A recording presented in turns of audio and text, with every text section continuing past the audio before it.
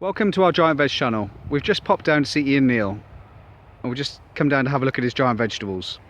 This is the July update, so we're going to have a quick tour of all of his greenhouses. Right behind us is the key to greenhouse where he grows a lot of his giant vegetables.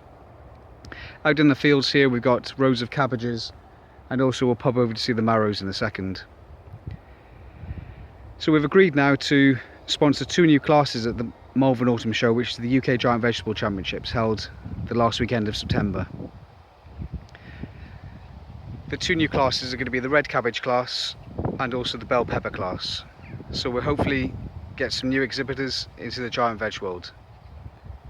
So how are the cabbages going this year, Ian? Well, I got two good ones. First time I've grown red cabbage, so I don't know how they're going to do. Because I lay a bit wet when these were planted. So what's behind you? These are the green cabbages.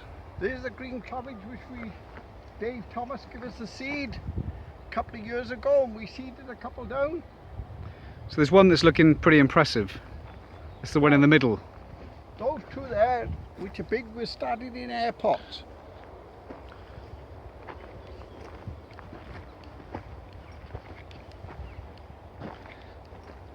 So they look pretty impressive. So what's your heaviest one you've ever grown? 86 pound, is it?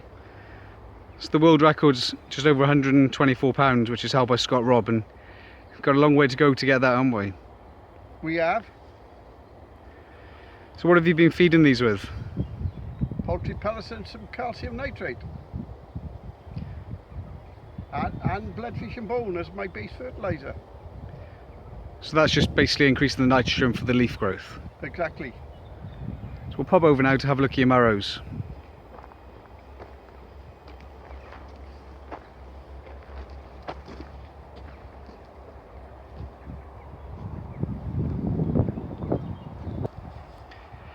Before we head over to the marrows, Ian's got a fair few potatoes here. I think he's going to be feeding the whole street. Well, two rows of my brother Roy's, so they're not all mine. Should take you some lifting up there, Ian. Oh, I get the plough and plough out. That's a bit lazy, isn't it? Well, you've got to think of ideas all the time. So how many rows have you got here? Roy's got two. I got two over there. I was given some seed or some late potatoes to put in, and there's two there. We'll find somebody to have them. So we've come over now to your marrow patch. How many are you growing here? Too many! You kept giving me plants, plant this, plant that, plant that. I only wanted 7. I think it's 12. At least it keeps our strain going anyway. We try to. So you're trying to bury all of the side shoots on here, are you? Well, up to a point, yes. Some quite impressive marrows on there. They're pretty long. Well, I didn't think they were. I think they are. Pretty good shape. Well, I'm setting that one for the Bale of Glamorgan. I know the plant isn't all that big, but the Bale of Glamorgan show is a bit early. So you've got a windbreak around there. Well, I do get drafty, mind. The biggest one is the pumpkin. You get a bit drafty for eating too many cabbages, do you?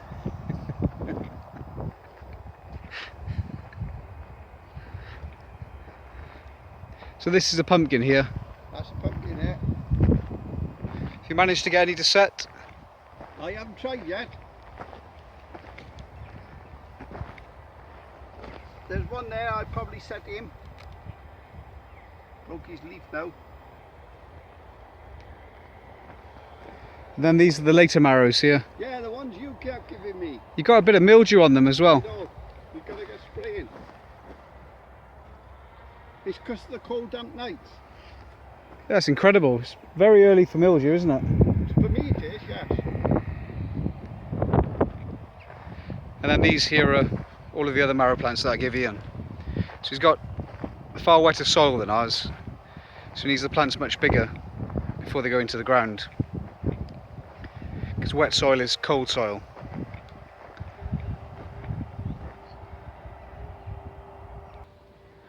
We've just come inside the Key greenhouse now to have a look at all the other giant vegetables, and to the left hand side We've got some of Ian's carrots.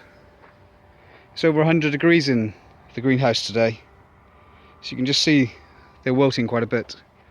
And then to the right hand side we've got the parsnips. They're up over 3.5 to 4 feet tall in foliage. Looks like you've tied them up a bit, Ian. I have. We went to Chelsea, as you know, and I put some old baling twine around them, and I see at Chelsea they put some insulation tape to join them together. That there. Oh yeah. I saw that, and they're holding themselves up. The only trouble is when it gets hot, that pulls out. So next year I'm going to tie a knot each side. And So it doesn't pull through. They won't pull through. So I get some more of this. So won't that just basically make the leaves sweat? Well, I do. Because they're quite close together and you won't get enough air ventilating through the leaves. I don't know. They don't seem to be hurting at the moment. You better not pull them out. Well, we'll see what happens. No, I ain't going to pull a parsnip out.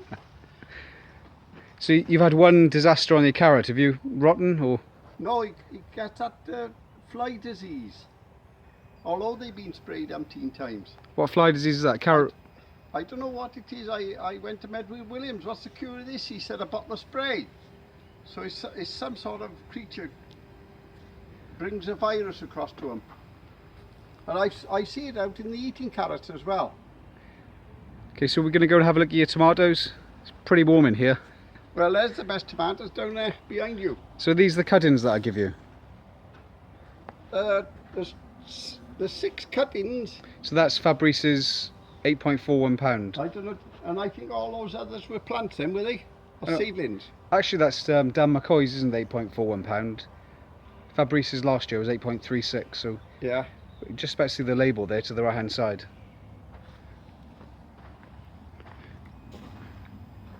There's one of Fabrice's 6.88 pounds.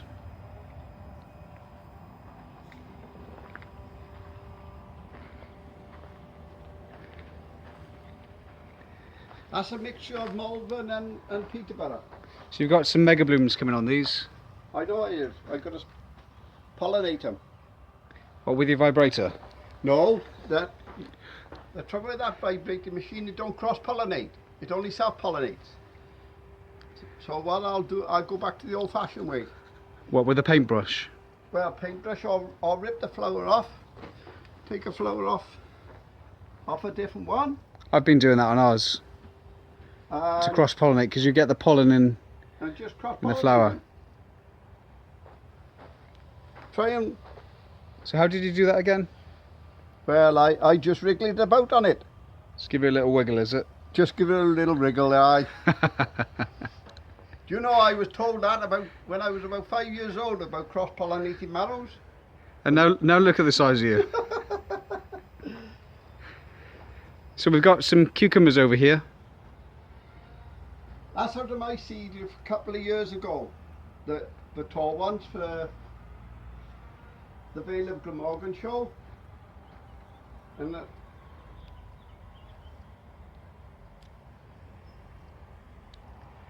So this is one of your heavy cucumbers. Have you pollinated that yet? yes. Well, it's too late now anyway. So you just basically use these, which are the male flowers, That's it. take off all the petals, Take the flower off.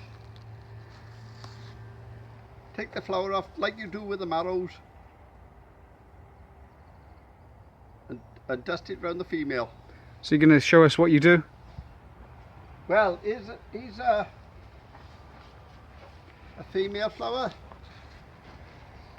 And what I'll do, I'll get about half a dozen flowers all together. Just put it inside and wriggle, give them a wriggle about. And then you leave it inside. The last one I will leave inside so no other insect can get in at it. So we've just come over now to the celery. You currently hold the world record for the celery. It's 34 kilos. I think it's something like that, yeah. So this one's looking pretty impressive this year. You have to watch your hands on these because of celery burn, don't you? The chemical coming from the leaves. Your hand on your arms. The same with parsnips as well, isn't it? Yeah. So you're confident you're going to get a bigger one this year than your current world record? Well, if the weather keeps on like this, yes. Doing a bit cooler, but So what are you feeding these with?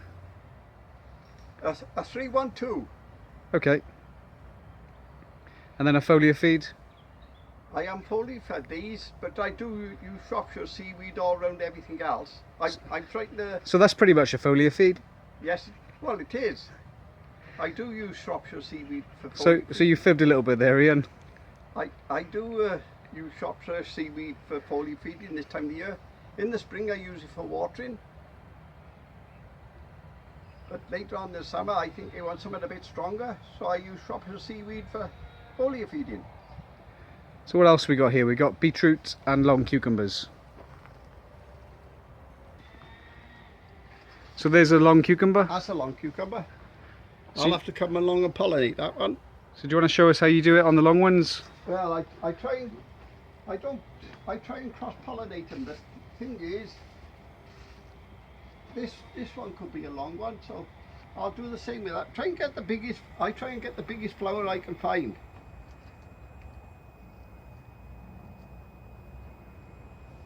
Peel it. I've peeled his skirt off, and that's the female. I'll do it half a dozen times and I'll leave the last one there. That's fine, Ian. So this is your substance in front of us. No, I've put a nice potash one in there. I want to water the Swedes with it. So why Swedes with high potash? Just a theory of mine. It's all up in the head at the moment, is it? It is. Just come over to your beetroot patch now, and you currently hold the world record with the heaviest beetroot, 53 pounds. Well, 52.5. So have you got any hopes for these this year, or do you think someone will beat you? Well, it's too hot. It is hot for the beetroot, isn't it? You can see them all wilting. Yeah, and it's in lack of water. It's just too hot. So we've now come over to your watermelon. I see you've pollinated one. Our one is not as big as this. It's looking pretty impressive. Quite a nice shape as well. Yeah, nice and long.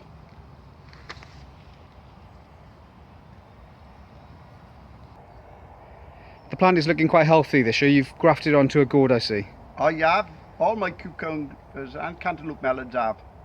So they're looking pretty impressive. Well, we won't know until the end of the year whether the graft is taken or not. I don't go fiddling around with it. It's taken or it's not.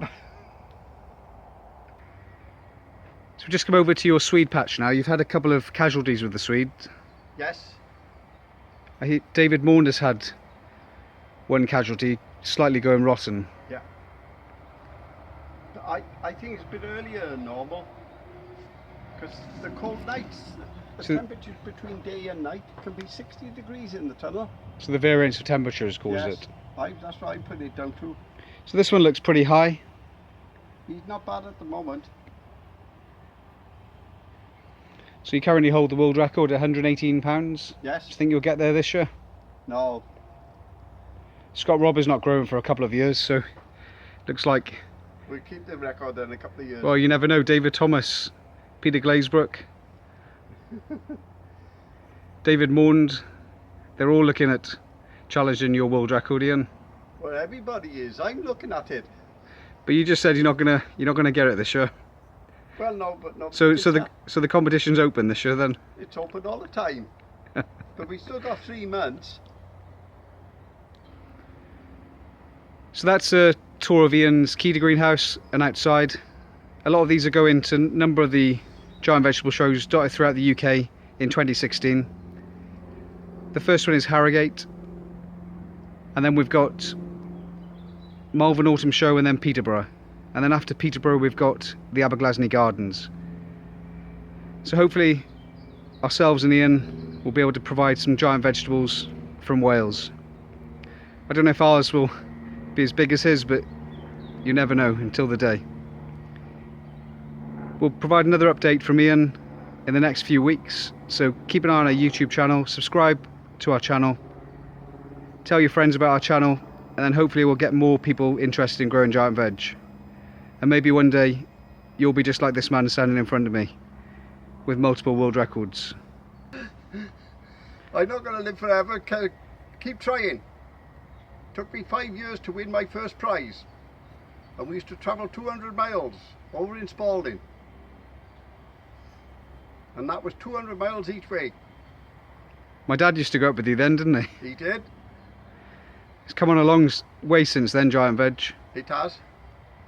So good luck to everybody, and we'll see you all soon. Well, I hope the new people have got some new ideas.